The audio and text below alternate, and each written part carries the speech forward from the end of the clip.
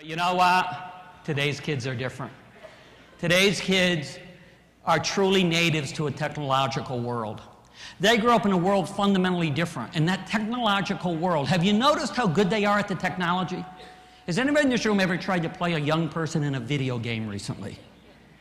Have any of you ever watched while they're talking to you, they can text message at the exact same moment? You ain't seen nothing yet. Ladies and gentlemen, the technology world is a different world. How many in the room own a BlackBerry or PDA? Anybody got one with them they can hand me? Thank you, Congressman. Can I, if I send this to somebody, will it say it's coming from you? No? Okay. How many in the room have something like this? How many do not, by show of hands? Ladies and gentlemen, 94%, according to Gallup, of 14 to 18-year-olds own one of these things. I have a problem with them at my age. Does anybody know my problem? I can't see it. And look at the keyboard. Who in their right mind can use that keyboard? I got a question. Do you let the kids use these when they're taking their test in schools? Would you let them, do you think they let them use them with a state test? Of course not, because what would they do, ladies and gentlemen? Cheat, exactly.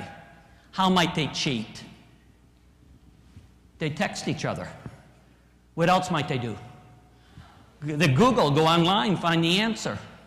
Darn kids might either use resources or work with others. And what do you call it in Ohio schools? Cheating. These kids, this is their world. Ladies and gentlemen, you don't let kids use these because they might cheat? Look at this new product. Anybody in the room want to guess what it is? It's on the market right now. Stop at a Walmart on your way home, you can buy it. It's a new watch. What is it? It's an entire computer in a watch. We went from when I was a kid, mainframe computers half the size of a room, to tabletop, to laptops, to PDAs, to watches. It's called nanotech, costs $399. Now I got a bigger problem. I can't see his PDA. How am I going to see this thing? And what the heck would the keyboard look like? No problem, it's called Spot technology, on the market right now, just on the market.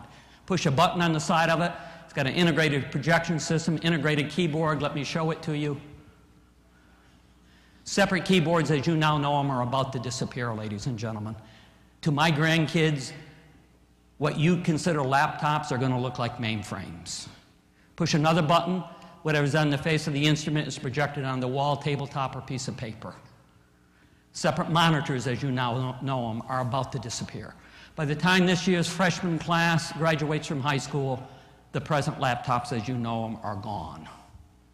Now, you don't let kids bring the PDAs into the test because they might what? You're a year away from having to have a new policy. No watches. It's the exact same technology. Problem is, that's not a watch. They're going to put it in lapel pins, bracelets, necklaces, and earrings. So what are you going to say? No jewelry? When they presented it now last fall, just before it came out, they said within 2 years, maximum 3 years. Well, you tell me, what happens to the cost of technology? Does it go up or down? Does it get larger or smaller? They say we are 2 to 3 years maximum, and that technology is going to be an option in buttons of clothes. Adrian, for your K-16 council, Stark County is already on the cutting edge. I serve on the advisory board at USA Today.